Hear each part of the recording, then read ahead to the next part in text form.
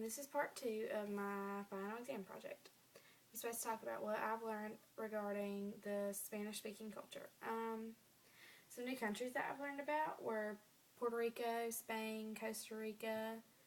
We learned a lot about the layout of these countries and the tourist attractions, and a lot about the history. Some things that I learned that were surprising to me.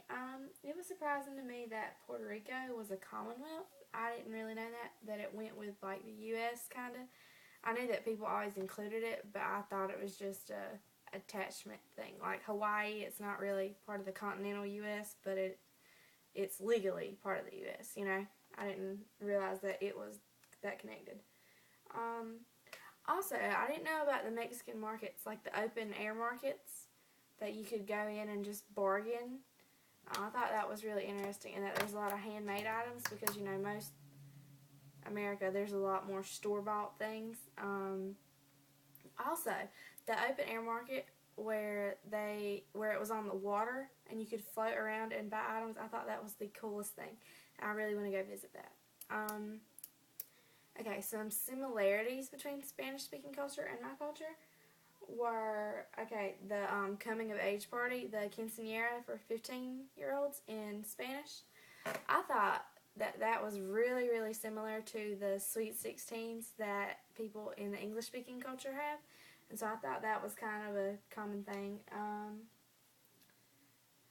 The dance. I thought the dances specifically aren't similar, but I thought it was similar that dance was such a big part of the culture and that it brought everybody together in the way that it does for both Spanish-speaking culture and English.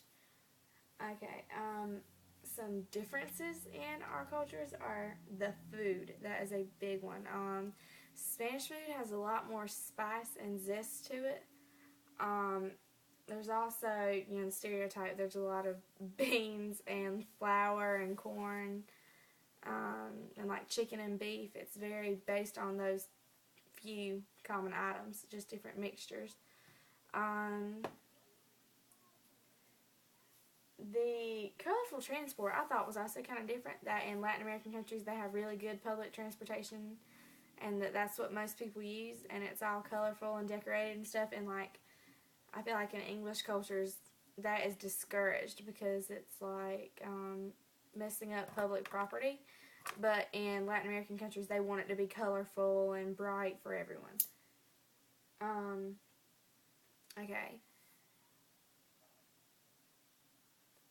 some stereotypes that I had about Spanish-speaking culture that have now changed are, well, this one didn't really change, but it definitely evolved. Like, I knew that dance was a big part of the Spanish-speaking culture, but I didn't realize that it was so detailed until we read this course and I learned all about the tempos and the steps and the costumes. And I think that's definitely, it doesn't seem like that much goes into it, but it really does. Also, I'm kind of a homebody, and so I didn't think much about, like, visiting Mexico, Spain, Costa Rica, and stuff like that. I didn't think that they would really be interesting. That was my stereotype. And now, through this course, I've learned that there's actually a lot of interesting things there, like the Andes Mountains, all the Mexican ruins and stuff. I mean, there's just all kinds of neat things to do in these other countries, in these Spanish-speaking countries that I didn't know about.